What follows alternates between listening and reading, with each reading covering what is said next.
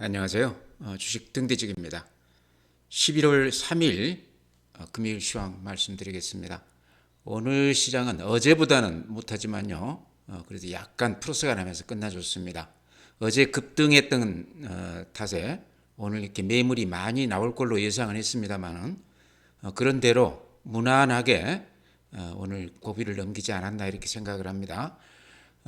지금 이제 시장에서 가장 큰 관심은 어제 이제 바닥에서 급등세를 보였기 때문에 그 추세가 앞으로 좀 이어질지에 대해서 다들 반신반의하고 뭐 또 이런저런 얘기들이 나오는데요. 중요한 것은 지표를 통해서 객관적인 지표를 통해서 우리가 그거를 좀 예측해보고 확인해보자 이렇게 말씀드립니다. 제가 오늘 이렇게 보여드리면 아마 시장에 대한 어떤 감이 좀 오리라고 생각을 합니다. 좀 들어보시기 바랍니다. 오늘 거래소는요, 지수가 1.08% 풀었습니다. 2360포인트입니다. 코스닥도 1.19%, 거래소하고 비슷하죠. 782포인트입니다. 그래서 지수가 그렇게 크게 오른 건 아니지만 어제 급등했던 것을 감안할 때 그래도 그런 대로 시장에 잘 견뎌줬다 이렇게 생각을 합니다. 다음에 이제 거래 대금이 굉장히 중요하죠. 거래 대금이 사실상 시장의 힘을 보여주는 거기 때문에요. 거래 대금을 보면 거래소가 오늘 7조 8천억입니다. 그래서 어제 7조 6천억이었죠. 그래서 어제 오늘 이 거래 대금만 놓고 보면 만족할 만한 수준은 아니다. 강세장이라고 그러면 한 15조, 평균적으로 한 10조는 넘어야 되는데요. 어제 시장이 화끈 이렇게 달아올랐음에도 불구하고 오늘도 거래는 그렇게 활발하지 않았다. 아직 투자자들의 심리가 이렇게 좋아진 것 같지는 않다. 거래가 약세다 이런 얘기죠. 코스닥도 보면 6조 6천억입니다. 어제 7조 갔다가 오늘 6조 6천억인데요. 거래 대금이 늘어나지는 않고 있죠. 그래서 이런 걸로 봤을 때 거래 대금이 시장의 어떤 활기를 보여준다고 봤을 때 아직까지도 투자자들은 적극적으로 가담하는 건 아니다. 아직도 바닥권에서 눈치 보기가 심하다 이렇게 말씀드릴 수 있을 것 같습니다. 네, 다음은 그래프 보면요, 이렇게 급락을 여기가 이제 2023년 8월 1일 날 2668포인트였습니다. 그러다가 2273포인트까지 어떻습니까? 이게 포인트로 따지면요, 저점까지 따지면 400포인트가 그냥 한 3개월 만에 이렇게 빠져줬습니다. 예전에 금융위기나 코로나 국면 이 악재보다는 조금 덜하지만 그래도 단기간에 400포인트가 빠지는 장은 그렇게 많지 않은 시장인데요. 이번에 이렇게 급락을 했습니다. 그랬다가 어제 오늘 이렇게 살짝 반등해주고 있는데요. 요 반등세가 이제 이어나갈지 요게 이제 가장 큰 그 관심사인데요. 제가 보기에는 바닥은 확실하게 확인시켜줬지만 지금 시장의 에너지, 거래 대금이라든가 이런 걸로 봤을 때 아직까지는 이 상승 추세를 이어가기에는 한계가 있어 보인다 이렇게 말씀을 드립니다. 좀 추이를 지켜보면서 심리가 어느 정도 좀 이렇게 안정이 되는 그런 기간이 필요하지 않겠나 이렇게 봅니다. 코스피 분봉 보면 이런 모양입니다. 보시다시피 매일 아침에 이렇게 높게 시작을 해서 횡보, 높게 시작을 해서 횡보, 높게 시작을 해서 횡보. 어떻게 느껴지십니까? 제가 보기에는 바닥권에서 나타나는 전형적인 현상이거든요. 아침에 기대감 때문에 이렇게 높게 시작을 했다가 매수세가 계속 이어지면서 저점에서 일어나는 현상이죠. 매수세가 이렇게 죽지 않고 꾸준히 이 가격대에서는 사주는, 그러면서 기대감은 매일 이렇게 조금씩 높아지는 그런 시장이 아닌가 이렇게 생각합니다. 분봉으로 보니까 그날그날 추이가 이렇게 보일 텐데요. 안 되는 시장은요, 안 되는 시장은 이제 경험을 많이 하셨겠지만 아침에 반대 매물 때문에 이렇게 급락을 했다가 살짝 오른다든지 빠진다든지 이렇습니다. 이렇게 아침에 급락을 했다가 올라주고 급락을 했다가 올라주고, 그런데 지금은 정반대지 않습니까? 아침에 기대감 때문에 급등해주고 그러고 그 상승세가 어느 정도 이렇게 유지가 돼주는, 그래서 매수세가 상당히 탄탄해졌다. 내용으로 보면 이제 기관 외국인들이 그동안에 매도 우위하다가 최근에 이렇게 좀 매수해주는 이런 것도 굉장히 크고요. 개인 투자자들 수급으로 보면 신용담보 미달이라든가 또는 미수로 찍었던 물량이라든가 이런 것들이 이제는 좀 어느 정도 소화가 된 거 아닌가 저는 그렇게 봅니다. 수급 내용이 많이 좋아졌다 이거죠. 조금 이따 이제 제가 수급도 이렇게 한번 보여드리겠습니다. 이런 것들이 시장에 좀 좋은 영향을 주고 있다 이렇게 말씀을 드립니다. 네, 코스닥도 그렇게 거래소하고 다르지 않습니다. 급락을 했다가 최근에 이렇게 반등을 해줬는데요. 코스닥도 이게 이제 이어질지에 대해서 이제 관심들이 많은데요. 방금 제가 말씀드린 대로 바닥은 확실하게 찍었지만 그 상승세를 계속 유지할 만큼 시장의 에너지가 아직은 그렇게 축적되지는 않았다. 그렇지만 여러 가지 신호들로 봤을 때 지금 정도에서는 좀 저점이다 이렇게 얘기할 수 있다 이런 얘기인데요. 코스닥 같은 경우도 이렇게 보시면 상승세가 이렇게 어제도 그랬죠. 오늘도 이렇게 밀리지 않고 이렇게 딱 버텨주면서 상승세를 유지하고 있습니다. 이런 모습들이 예전 며칠 전 약세 시장하고는 분명히 좀 다른 모습이다 이렇게 말씀을 드립니다.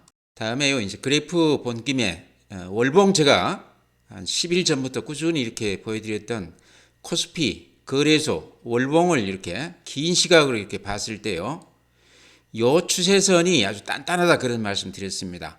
여기 2007년부터 따졌을 때 한 15년 동안 이렇게 유지가 됐던 인정을 할 만한 지지선이다 이렇게 말씀을 드렸는데요. 이번에도 요 지지선에서는 이렇게 반등을 해줬는데 이번에도 여기서 이렇게 반등을 해줬습니다.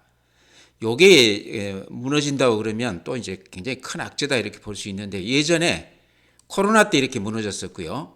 금융위기 때 이렇게 1000포인트 반토막 이렇게 무너졌었습니다. 그러고 나서는 이렇게 다소 회복을 했는데요. 이번에는 무너지지는 않았지만 요 추세 바닥에 이렇게 딱 닿았다가 어제 오늘 이렇게 반등하고 있습니다. 그래서 제가 한 10일 전부터 요 추세선은 유지가 될 것이다. 10년 동안 이렇게 버텨준 지지선이기 때문에 이번에도 지지선 역할을 할 것이다 그랬는데요. 정확하게 거기에서 지금 어제 오늘 반등을 하고 있습니다. 이런 걸로 봤을 때 확실히 바닥권에 지금 와 있는 것은 맞는 것 같다 이렇게 말씀을 드립니다. 네, 다음은 시장 수급인데요. 오늘은 개인들이 이렇게 보시면 잘 보이실지 모르겠습니다. 이쪽으로 좀 이렇게 옮겨서 보여드리면요. 거래소에서는 3천억을 매도 우위했습니다. 개인들이요. 코스닥에서는 반면에 1,400억 매수 우위했습니다. 기억하실지 모르겠지만 개인들이 코스닥에서 계속해서 반대 매매하거나 이래가지고 항상 매도 우위였거든요. 아마 그런 급매물들이 어느 정도 이제 소화되고 나서 싸진 종목으로 개인들이 좀 이렇게 들어오지 않나 싶습니다. 그래서 개인들이 거래소는 팔고 있지만 코스닥은 사고 있다. 반면에 외국인들이나 기관은 거래소는 사고 있고 또 코스닥은 팔고 있습니다.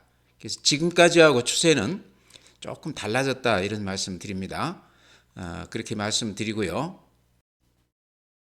네, 다음에는 외국인들이요.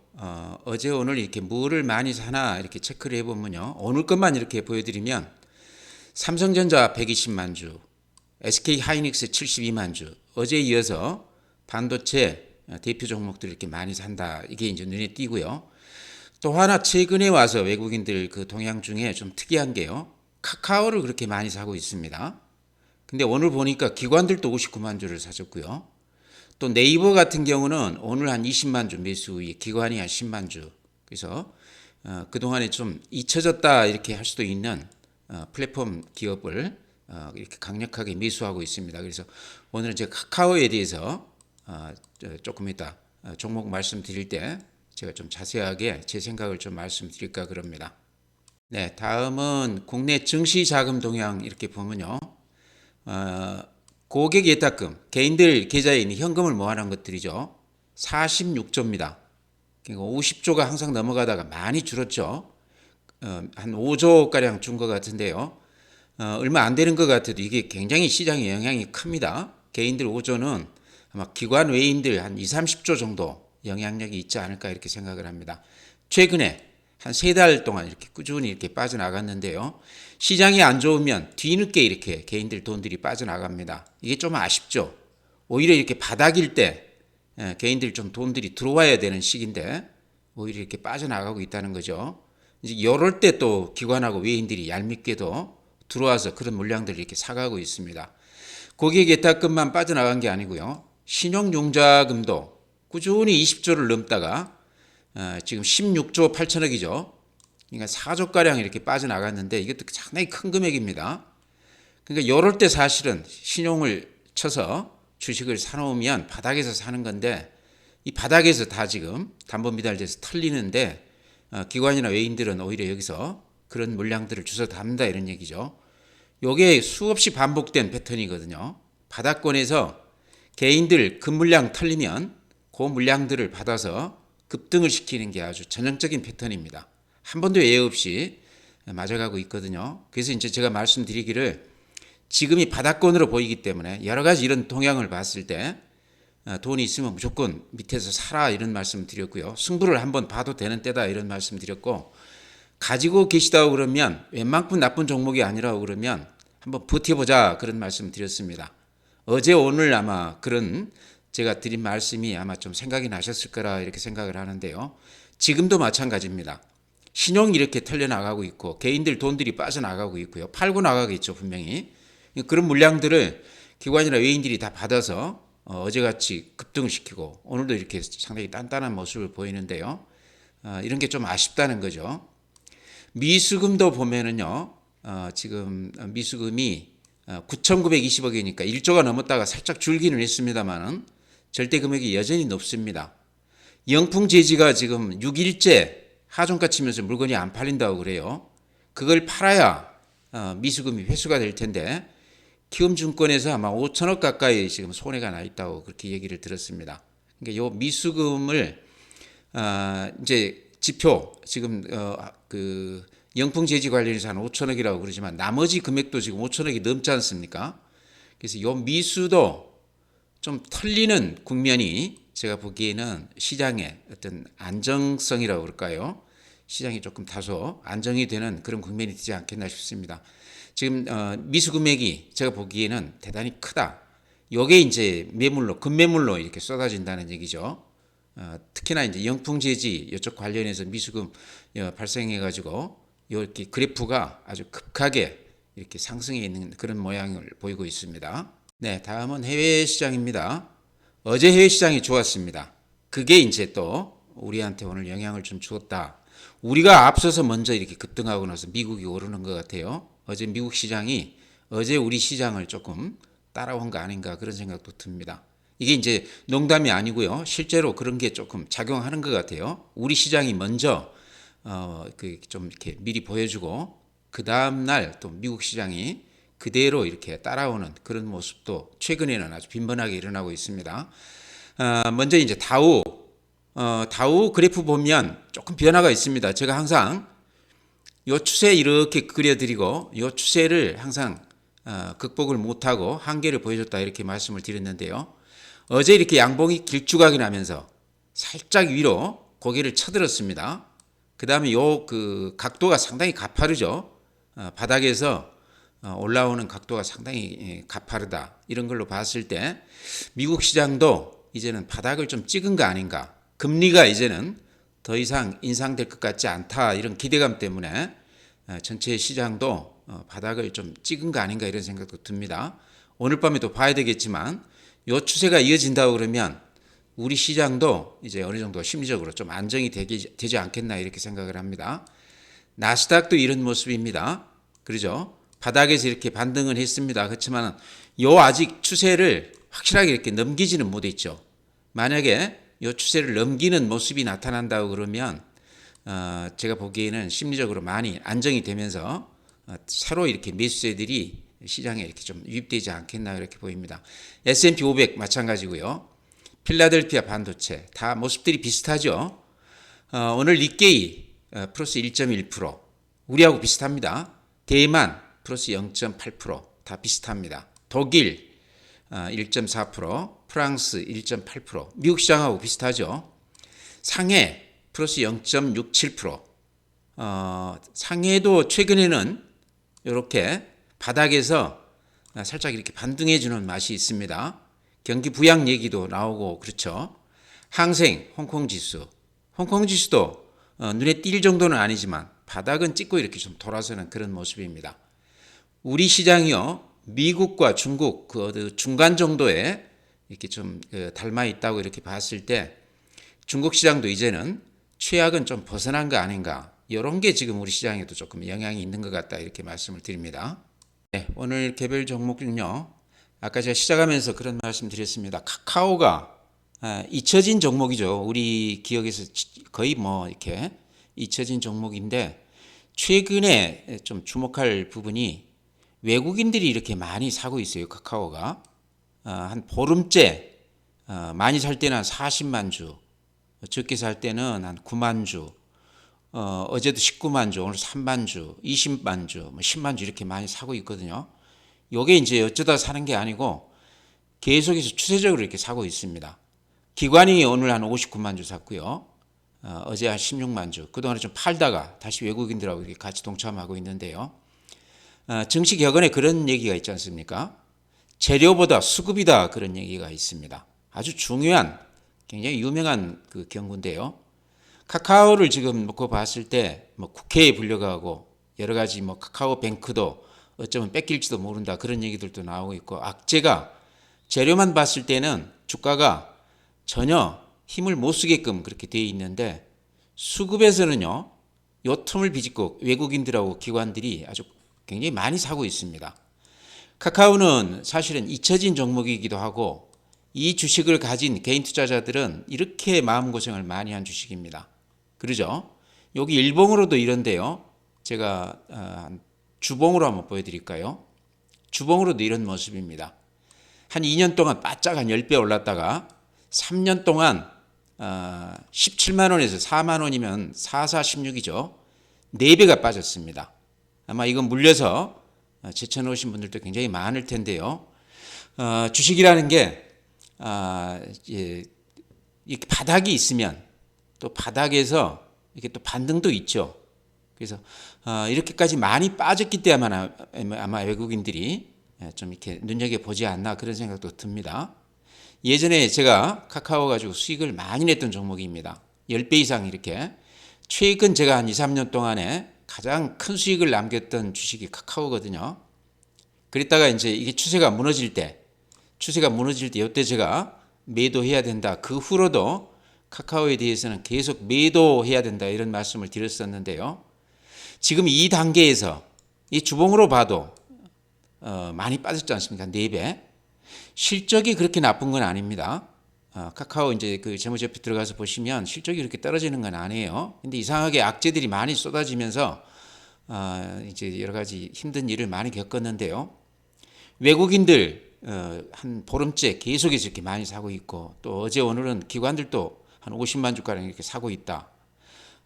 재료보다는 수급이다는 그런 격언을 생각할 때, 재료는 안 좋지만 수급 면에서 외국인들 기관이 이렇게 사는 것은 우리가 눈여겨볼 필요가 있다.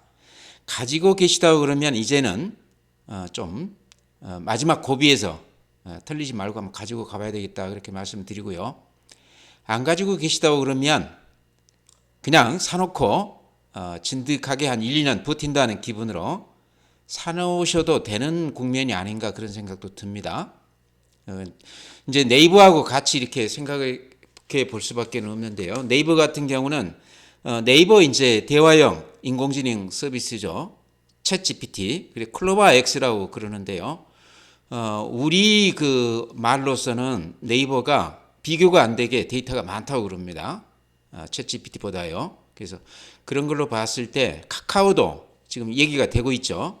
그래서 카카오도 언젠가는 또 그런 호재거리를 들고 나올 가능성이 상당히 높다. 그런 걸로 봤을 때 카카오 가격으로 봤을 때 지금은 좀 매력이 있는 거 아닌가, 그래서 조심스럽게 제가 한 말씀을 드려봅니다. 이거는 좀 급하게 생각하기보다는 좀 느긋하게 마음먹고 사놓고 놔두면 예전 전성기 정도는 아닐지 몰라도 앞으로 AI 시대를 맞이해서 플랫폼 기업들은 다시 한번 또 이렇게 꽃을 피울 때가 오지 않을까. 네이버도 마찬가지입니다. 근데 최근에 카카오가 더 많이 빠졌기 때문에 카카오를 제가 이렇게 먼저 말씀을 드립니다. 네, 다음으로는 CS 윈드. 요거 아마 가지신 분들 고생이 굉장히 많으셨을 텐데요. 다른 종목과는 달리 CS 윈드는 신용이 굉장히 지금 수치가 높은데도 불구하고요.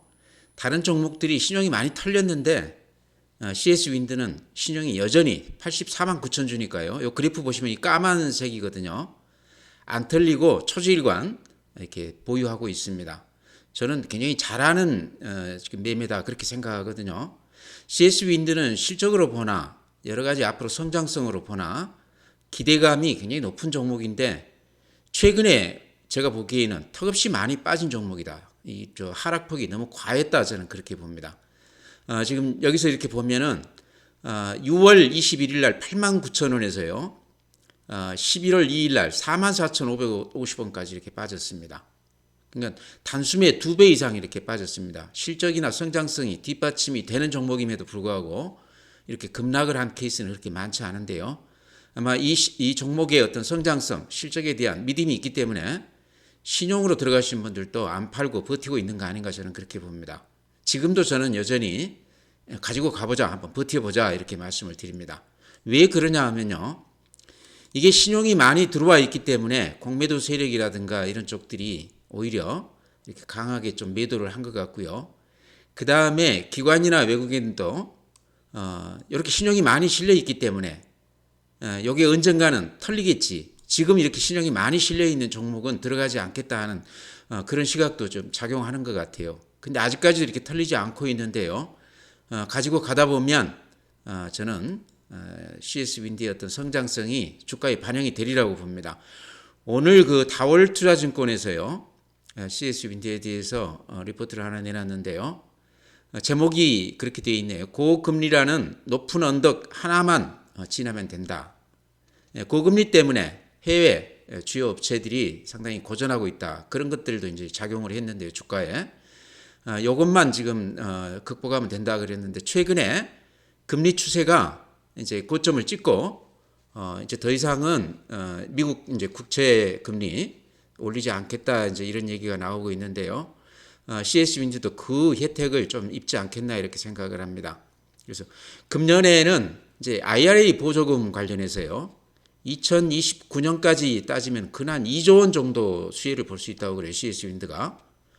그런 걸로 봤을 때 실적 면에서 상당히 메리트가 있는 기업인데도 불구하고 최근에 이제 고금리 관련해서 해외 업체들 주가가 이렇게 많이 꺾이면서 CS 윈드도 그런 영향을 받았습니다.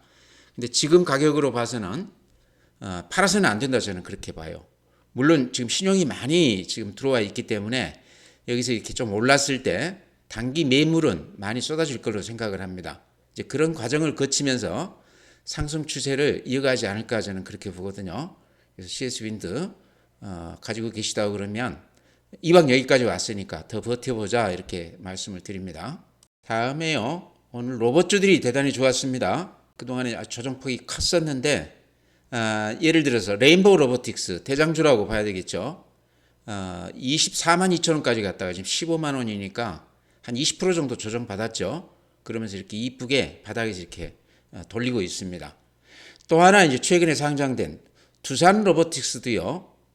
레인보우 로보틱스보다 오히려 더 강한 면모를 보이고 있습니다. 거래도 조금 더 되고 있고요. 시총도 살짝 더 앞서 있어요. 두산 로보틱스가요. 예를 들어 지금 현재 매출액이나 영업이익 이런 것들은 사실은 SPG보다 더 못합니다. 그런 그 실적 면에서는 그런데 레인보우 로보틱스는 삼성, 두산 로보틱스는 또 두산그룹, 그러면서 또 이제 로봇 관련해서는 어쨌든 탑 위치에 있습니다. 그런 어떤 프리미엄이 작용하지 않았나 이렇게 생각을 합니다. 시총이 한 3조 가까이 되는데 SPG 같은 경우는 실적이나 매출액이나 이런 것들이 훨씬 앞서 있는데도 불구하고 지금 시총이 한 6,700억이니까 이번에 한 1조 가까이 갔다가 지금 많이 빠졌습니다. 그래서 그래프로 보면 이런 모습이거든요. 이렇게 하단 이어보면 여기가 이렇게 하단이죠. 하단이 약간 무너졌다가 다시 이렇게 살짝 올라왔습니다. 그래서 제가 이 하단은 좀 받칠 것 같다. 여기서는 저지가 될 것이다 이런 말씀 드렸는데요. 무엇보다도 가격으로 봤을 때 지금 가격이 좀 매력이 있죠. 로봇 전체가 지금 탄력을 받고 있는 것도 그렇고 가격으로 봤을 때 44,800원에서 오늘 이제 3만 원인데요. 근 한 20-30% 빠졌어요. 그래서 요거 이제 SPG 예전에 급등 국면에서 이익 실현했던 분이라고 그러면 다시 들어와도 되는 국면 아닌가 이렇게 생각을 하고요. 이거 한 번도 안 해보신 분이라고 그러면 이번에 제가 보기에는 가격으로 봤을 때 아주 좋은 기회다. 조금 들어가서 좀 이렇게 사가지고 계셔도 된다. 지금 이제 로봇 관련주들은 패턴이 다 비슷합니다. 올라갈 때 같이 올라가고 빠질 때 같이 빠져주는데요. 레인보우 로보틱스, 두산 로보틱스가 이제 대장 노릇을 하는데 저는 이제 SPG 말씀드리는 이유가 실적이 유일하게 대단히 좋다 이런 얘기죠. 실적이 뒷받침이 되는 다른 로봇 산업하고 좀 다르다 이런 얘기죠. 그래서 추천을 이렇게 드리는데요. 지금 가격이 들어가도 제가 보기에는 걱정 없는 가격이다 해서 이렇게 다시 말씀을 드립니다. 다음은 더존 비전도 최근 들어서 제가 아주 이렇게 강조해서 말씀드리는 종목인데요. 화끈하게 오르는 맛은 없습니다. 그렇지만 최근 시장이 급락을 했던 것과 비교했을 때 이렇게 하방을 이렇게 단단하게 받쳐주는 맛이 있습니다. 그렇죠? 이 정도면 최근 시장이 급락했던 것에 비했을 때 양호한 성적이다 이렇게 보이는데요. 요 추세 하단에서는 단단하게 이렇게 버티는 맛이 있죠. 요 앞에서 이렇게 급등했다가 시장이 꺾이면서 살짝 이렇게 고개를 숙이긴 했는데요. 더존 비전은 여러 가지 제가 말씀드릴 것이 있는데 예를 들면 실적 면에서 지금 3, 4분기 실적이요. 오늘이 이제 그 삼성증권에서 실적 그 추정해 놓은 거 보니까요. 3분기 영업이익이 전년 대비했을 때 한 30% 정도 성장할 것으로 그렇게 얘기해 놨습니다. 더존 비전이 이렇게 주가가 안 좋았던 가장 큰 이유는 성장성에서 국내에 머물기 때문에 이런 확장성에서 한계가 있지 않겠나 이제 이런 것 때문에 외국인들 위주로 이렇게 매물이 많이 나왔습니다. 그러다 보니까 주가가 대단히 좋지 않았는데 이번 3분기부터 실적이 이렇게 작년 대비해서 30% 좋아진다고 그러지 않습니까? 절대 금액으로는 전년 비해서 그렇게 나쁜 건 아닙니다. 여전히 사업은 잘 되고 있습니다. 그러니까 ERP, 전사적 자원 관리 시스템이라고 그러죠. 예전에는 세무회계 쪽에 특화되어 있었다고 그러면 지금은 이제 전 업무 통합 시스템, 그러니까 뭐 생산, 물류, 회계, 영업, 인사 이런 것들 전부 한꺼번에 하는 이런 시스템이라는 거죠. 더존 비전이 아마 중소기업들이 한 90% 이상 더존 비전 시스템을 쓰고 있다고 알고 있는데요. 최근에는 또 여러 가지 신사업도 많이 벌이고 있습니다. 그래서 무엇보다도 실적이 턴어라운드 했다. 요거를 우리가 좀 주목할 필요가 있다. 그러면서 지금 주가가 주봉으로 한번 이렇게 보여드리겠습니다. 아마 오늘 처음 들어와서 보신 분도 계시기 때문에요. 이때가 2020년 9월 달인데 13만 6천 원에서 여기 보시다시피 2만 원대까지 이렇게 빠졌습니다. 한 5배 빠졌죠. 한 5배 정도 빠졌다가 이렇게 횡보 기간이 한 1년 지금 이어지고 있습니다. 최근에 살짝 이렇게 오르고는 있다고 그러지만 눈에 보이지 않을 정도입니다. 가격으로 봐서 아직도 저점에 있지 않나 이렇게 보여집니다. 그래서 가격으로 봤을 때 매력이 있다. 실적이 좋아진다고 그러면 당연히 주가도 좀 오르지 않겠나. 그 다음에 이제 중요한 점인데요. 이것도 자주 제가 말씀드리는 부분인데 처음 들으시는 분들을 위해서 말씀드리면 이때 3월 달에 이렇게 대량 거래가 되면서 한 50%가 급등을 했다가 다시 원위치 된 적이 있습니다. 근데 그때 왜 이렇게 올랐는지에 대해서 어떤 확실한 어떤 멘트 같은 게 없었습니다. 그게 이제 제가 보기에는 어떤 호재가 있었는데 그게 딜레이가 됐거나 아니면 캔슬이 됐거나 요게 이제 좀 기대가 된다 이런 얘기죠. 언젠가는 좀 튀어나올 수도 있는 그런 재료가 아닐까. 근거 없이 이렇게 오르지는 않았을 거다 이런 얘기죠. 그 다음에 자사주도 지금 한 1,000억가량 지금 매입해 놓고 있거든요. 그래서 여러 가지 잠재된 호재들이 많은 기업이다. 실적이 좋지 않고 그렇다고 그러면 이렇게 이제 오랫동안 이렇게 하락해서 횡보하는 주식을 주목할 필요가 없겠지만 여러 가지로 봤을 때 구색을 다 갖춘 종목인데 잠재력이 높은 종목인데요. 그만큼 실력 발휘를 못하고 있다. 가지고 있다 보면 상당히 큰 폭 반등도 기대해 볼 수 있겠다 해서 이렇게 말씀을 드립니다. 눈여겨보시기 바랍니다. 다음에는요. 엔터 관련주는 뭐 JYP 엔터도 있고 하이브도 있고 그렇죠. 근데 이제 최근에 보면 실적만 놓고 보면요. JYP 엔터가 실적 면에서 그래서 조금 두드러진 거 아닌가, 이렇게 실적 제가 한번 보여드리겠습니다. 2022년 966억 영업이익이요. 금년에 1851억 예상하고 있습니다. 대단한 거죠. 2020년에 440억, 21년에 570억, 22년에 960억, 금년에 1800억. 이렇게 성장세가 가파른 기업이 우리나라에는 제가 보기에 손에 꼽을 수 있지 않을까 이렇게 생각을 합니다. 최근에 2차전지 소재주 쪽 정도가 이 정도 그 실적이라고 봤을 때요. JYP나 하이브도 마찬가지입니다. 실적 좋습니다. JYP 같은 경우 이렇게 그래프 보면 최근에 조정을 많이 받았죠.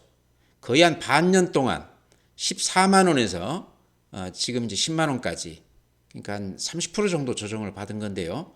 이렇게 실적이 좋음에도 불구하고 조정폭이 좀 컸지 않나.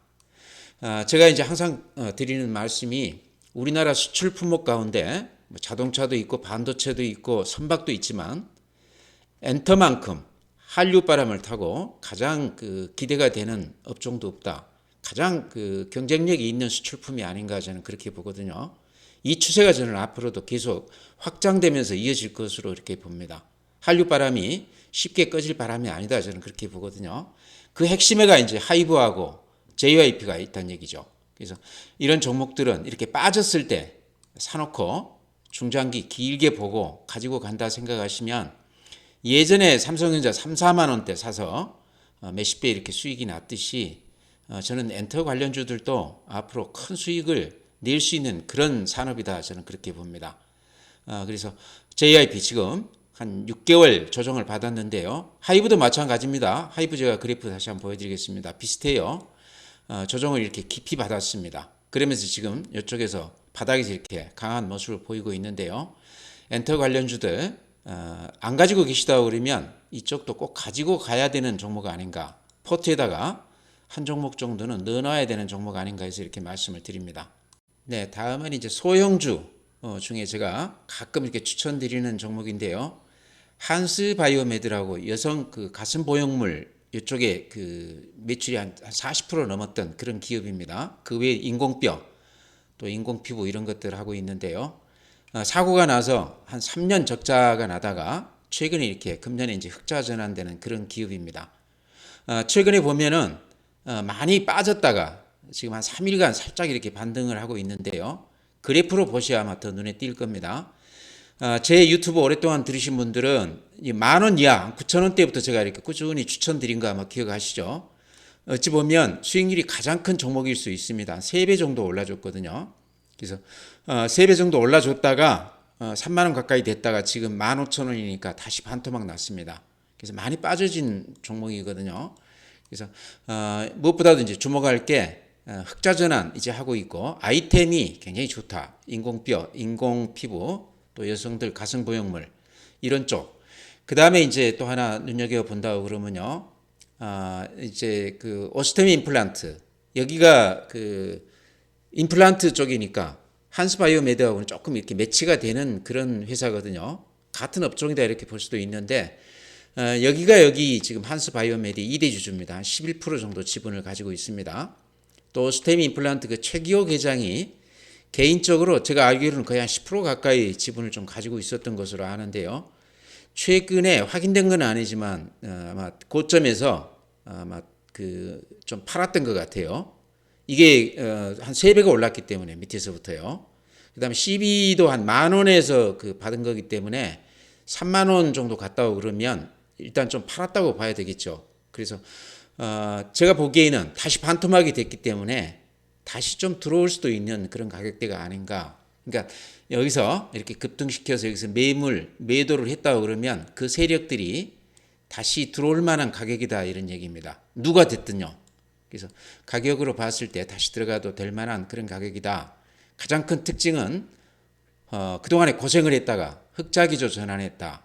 그다음 미국향 민트 수출 잘 되고 있고요. 중국 관련해서 오스템하고 같이 이렇게 협력하고 있다. 이런 것도 굉장히 의미 있는 거라고 봅니다. 임플란트 관련해서는 어떤 오스템이 중국 시장에서 1위거든요. 그런 큰 회사하고 같이 협력 관계를 갖는다는 것은 굉장히 큰 재료다 이렇게 생각을 합니다. 또 여기 대주주지 않습니까? 그래서 그런 측면에서도 이제 굉장히 적은 종목이지만 바닥권에서는 한번 들어가 볼 만한 그런 가격이다 이렇게 말씀을 드립니다. 네, 종목 그렇게 말씀드리고요. 오늘 시장에서 좀 눈여겨볼 만한 대목은요. 달러 대비 원화 환율이 이렇게 20원이 이렇게 꺾였습니다. 1322원인데 그래프를 보면 그동안에 환율 추이가 이렇게 상승을 하다가 급격하게 이렇게 꺾였습니다. 아마 최근에 주식을 외국인들이 좀 매수하면서 그런 것도 좀 영향을 줬던 것 같고요. 미국 국채 금리가 이렇게 좀 안정이 되면서 이런 것도 조금 영향이 있었던 것 같습니다.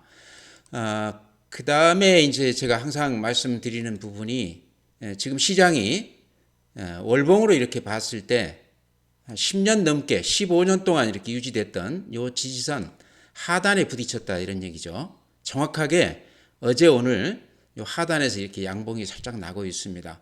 이런 걸로 봤을 때 바닥은 확실하게 지금 좀 다진 거 아닌가, 바닥은 찍은 것 같은데 여기에서 이제 상승세로 확실하게 돌아섰다 하기에는 아직 거래 대금이나 여러 가지가 아직까지도 좀 불안하다. 조금 추이를 더 지켜봐야 된다.